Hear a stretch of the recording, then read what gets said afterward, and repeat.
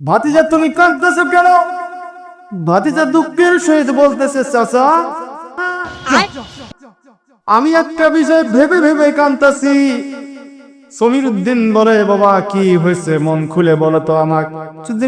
চাচা আমার আব্বা মারা গেল, পাশের বাড়ির চাচাইছি বললো, বাবা তোর আব্বা মারা গেছি, তাতে কি হয়েছে, আজ থেকে আমি তোর আব্বা। সমীর উদ্দিন বলে, বাবা তারপর কি হইল?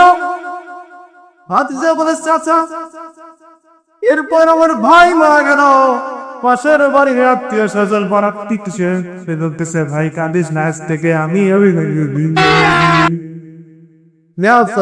ভাতিজা বললো, চাচা এরপর আমার বউ মারা গেল, এ পর্যন্ত কেউ এসে বললো না, ভাই রে আমি তোর বউ, তুই কাঁদলি রে। বুঝতে Jagannath Premanand Só quem mata você.